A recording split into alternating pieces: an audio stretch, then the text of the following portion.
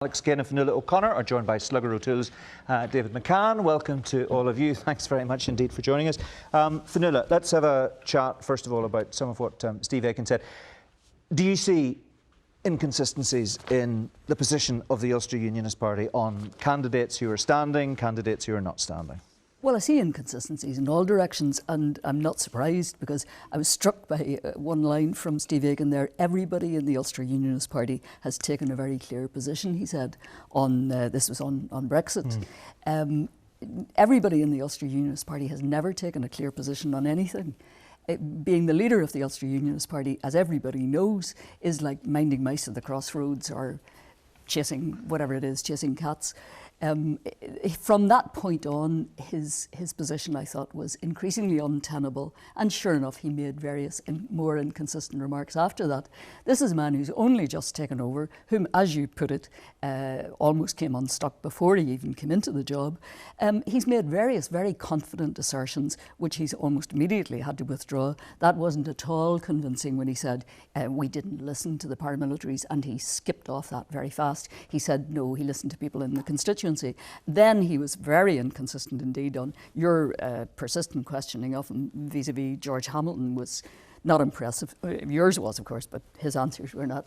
And his that extended session there on Queen's was pretty shocking, really. What does he want from Queen's? He wants them to correct people's homework before it hits the public streets. I don't think that's the position of any university, nor should it be. And to say that it should be balanced with unionist productions or publications, that's up to unionists in Queen's to match Colin Harvey. I hold no brief for Colin Harvey and know very little about the positions or the papers he's produced. I do know his public position. Perfectly entitled to have it. Alex, you used to work for the Ulster Unionist Party. It used to be your job many years ago, presumably to brief party leaders before they appeared on programmes like this.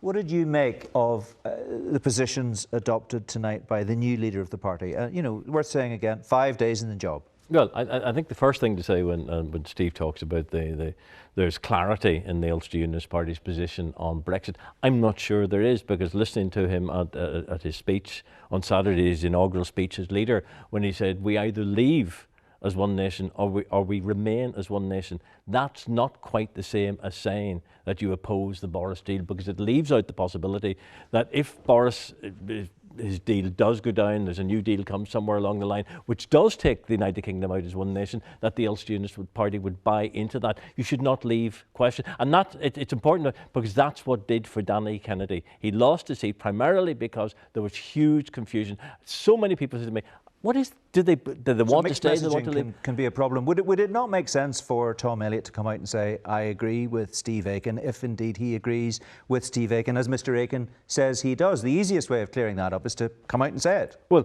as a former director of communications of the party, I can tell you candidates saying things doesn't always make sense because it doesn't necessarily help the leader. But I have to say that I would be genuinely surprised if every one of the 16 candidates had exactly the same view on Brexit. OK, well, you heard Steve Aiken say that they've all signed up to his worldview. David, I need to ask you about the numbers here.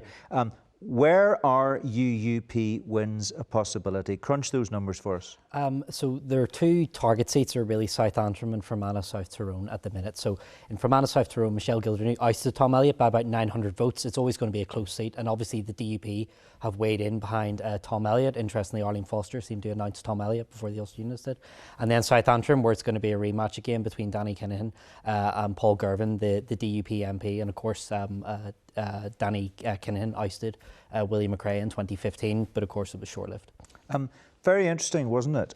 Just briefly, that Arlene Foster went along with the candidate in Fermanagh South Tyrone, Tom Elliott, and indeed Steve Aiken, whenever those papers were being handed in. Same thing didn't happen in North Belfast. No, absolutely. And obviously Fermanagh South Tyrone is such a symbolic seat for unionism. It is for republicanism as well, but for unionism it really is symbolic. And obviously Fermanagh is Arlene Foster's home patch. You're probably not going to see the same level of cooperation that exists in North Belfast, but again, in out west there is that greater degree of unionist cooperation that exists. Is the Ulster Unionist Party holding its nose in North Belfast? Is that effectively what the failure of Steve Aiken to go along with Nigel Dodds handing in his papers tells us.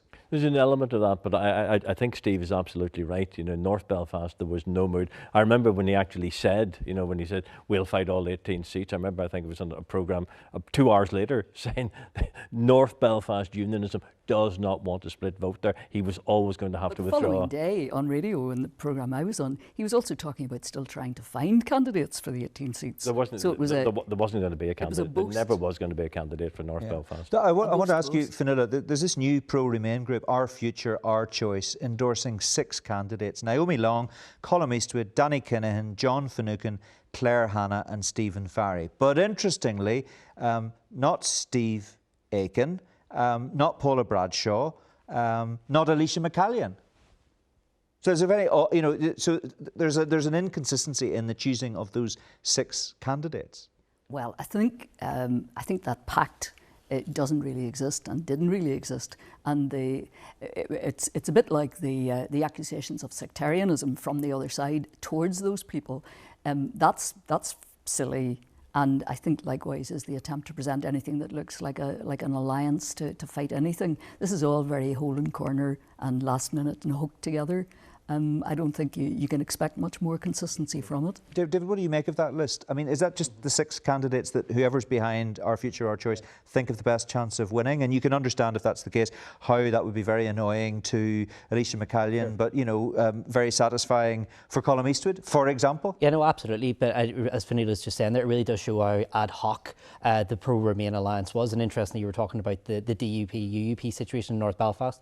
I think the fact of that pullout and the way that happened did provoke the reaction coming on the pro-Remain side with the SDLP and the Greens taking the unprecedented action that they took in North Belfast. So that action had a reaction in that case. Well, and there's something getting away here. I mean, you were quite insistent to Steve Aiken about the DUP still having this position on Brexit. The DUP's manifesto didn't mention Brexit. The DUP are clearly nowhere on Brexit now. There's no consistency there well, either. the official position is that they still support Brexit and want to see it happen, but it was interesting they're not in that going to party say it out election loud. broadcast, it wasn't That's mentioned. right. Just going to say on that point of that organisation backing candidate, in essence, it'll make no difference. Most people have no idea who it is or what they believe. It'll make no difference.